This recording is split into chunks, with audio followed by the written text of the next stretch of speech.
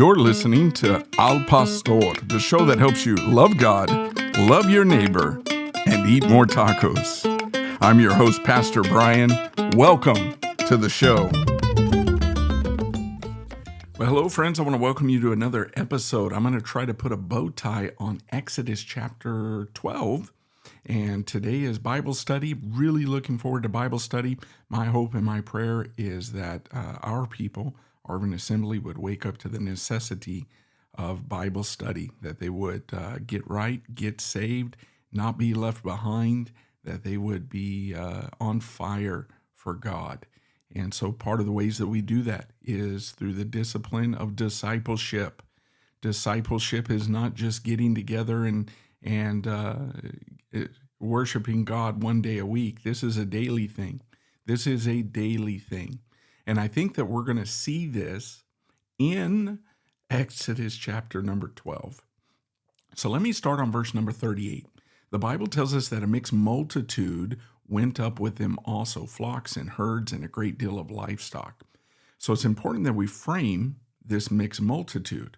Who is the mixed multitude? Well, obviously we have the direct descendants of Abraham, Isaac, and Jacob through the 12 patriarchs. This is primarily what God has elected to be the people of God. Now, anyone outside of that would be part of the mixed multitude. So anybody that's not directly descended, that means that there were some Egyptians. How many? We don't know. That also means that there very well could have been other people groups from different areas that possibly could have been included in the bondage of Pharaoh. We also do know that there had to have been at least one Ethiopian, if not more. And you would say, well, where do you get that from? Well, that's because in the wilderness, Moses ended up marrying an Ethiopian.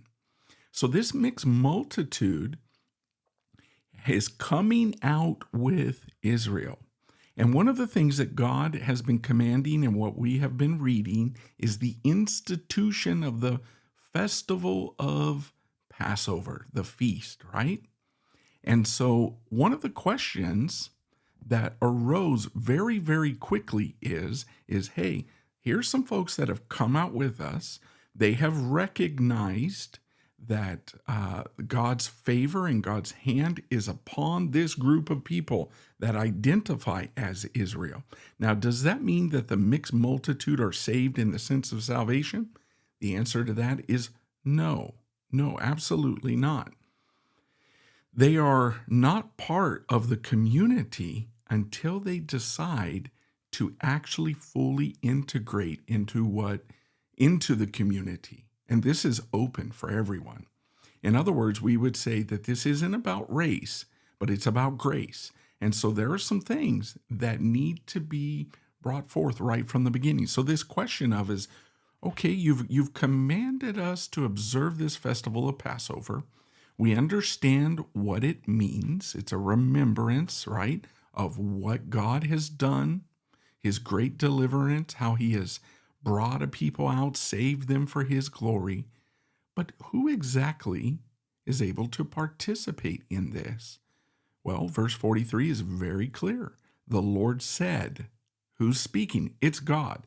The Lord said to Moses and Aaron, this is the ordinance of Passover.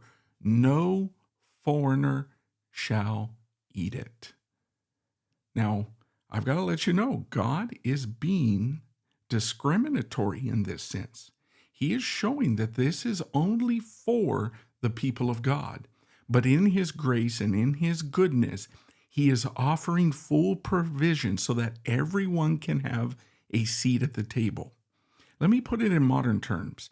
Hey, it's great. It's great, you mixed multitude, that you recognize the hand of God upon our lives.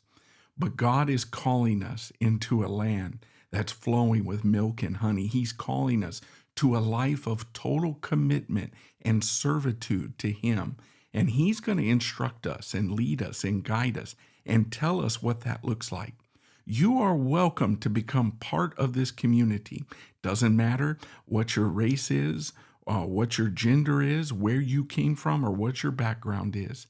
But God has some demands. And one of those demands is circumcision. And I don't want to pass over this too quickly because circumcision is more than just an external right or privilege. Circumcision would be the equivalent of what we would call today baptism. And in fact, baptism has replaced circumcision. And so, in order for you to come into the community, this isn't just a simple little medical procedure. There's much more that's involved in that. And so, in these short few verses here, what we're seeing is, hey, come along with us. Enjoy a life of being led and guided by the Lord himself. Enjoy a life of discipleship. It's not restrictive. It is actual, true, liberating freedom. And so anyone could become a part, but the requirement is that you would be circumcised. So what were some of the things that would have been required in this? Well, this is what we're reading the Torah about. First and foremost, it's a total reorientation of a person's life. Their calendar absolutely changed. Spoke about that already, whether it be in written form or podcast form. And part of that is your life now revolves around God. God has brought us out for the purpose of serving him. We no longer serve ourselves. We no longer serve the culture that is surrounding us. We no longer serve a cruel taskmaster. We serve the living God. And so our lives are completely and totally devoted to him. And with that is going to come what God's ideal standard is for a person's life. And we're going to read about that. And that's for the Lord to always be in the forefront of our lives. We are to be devoted to him morning and evening. We are to instruct our children, our children's children. We are to honor him in everything we do, in our finances, in our lives, in everything. And so in these short little verses, this is what it means to be circumcised. So he says, verse 45, no sojourner or hired servant shall eat it. But if in one house it shall be eaten, you shall not carry any of the flesh outside the house, nor shall you break one of its bones. We're just getting a recapitulation of what was spoken of before. All the congregation of Israel shall keep it. So who is Israel? Israel has now become born. This is the birth of a nation. Now you might say, well, didn't Israel exist before? Of course they did. But now this is birth in the sense of identification of a corporate people of God.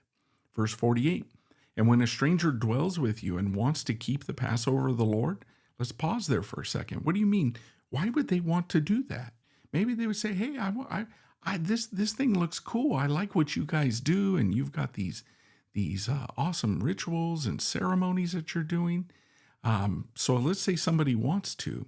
He says, let all his males be circumcised, and then let him come near and keep it, and he shall be as a native of the land, for no uncircumcised person shall eat it. That means you have to be part of the community. Again, this is exclusivity. And then it says, one law should be for the native born and one for the stranger who dwells among you. So you can be part of the community, and if you go through this process, it'll be as if you are one of us. You're a native of the land. Think about that now. You know, a lot of times people, I remember when I lived in Lone Pine, if you didn't grow up in Lone Pine, you weren't a native. I mean, people took pride, like, I've been here my whole life. That's the idea of being a native in the land. And I know it's kind of silly, like you're really not a native of the land. However, this is where they're going to. They are going to establish God's kingdom on earth in a land. And it's not for everybody. Verse 50, thus all the children of Israel did as the Lord commanded Moses and Aaron, so they did. Again, we see obedience. Obedience. They did what God said. So there needed to be a communication. So again, hey, it's great. I'm glad that you are coming along in the journey for us. You're welcome to be a part, but there are some certain things and some next steps that need to happen, right? And listen, folks, we can't hold these back. We cannot hold these back from other people. And today it would be like talking about communion, okay? Passover is when we partake of communion. And you've heard me said, we practice what's called open communion. What does that mean? It's open, but there's some guardrails. What's the guardrail? What's the fencing around that? You have got to be born again. You have got to have committed your life to Jesus Christ. Passover and communion are not for everybody. They're not. And so this is what we're reading about. God has some standards. So I want to encourage you. There's no time in between as well. I mean, this was immediate. Hey, what does this mean? How can you be a part? It's not like, hey, I like what you guys are doing. Well, guess what? There's more. There's more. There's a life of discipleship. And so I hope you found some value in this today. Again, I'm really, really looking forward to Bible study. I hope you'll join us. And I'm excited for chapter 13. I'm hoping I can knock this out. I've got a great title. Your kids are donkeys. Yeah, you heard me right. I said your kids are donkeys. Even my kid is a donkey. I didn't say it. God said it, and you'll find out. All right, we'll see you on the next episode.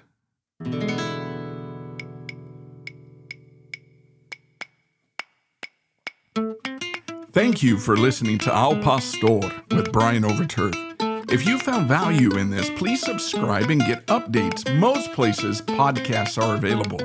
We're right here on Anchor FM through Spotify, also on Apple Podcasts, Google Podcasts, Amazon, and iHeartRadio. I hope you'll tune in for the next episode. Until then, we'll see you later.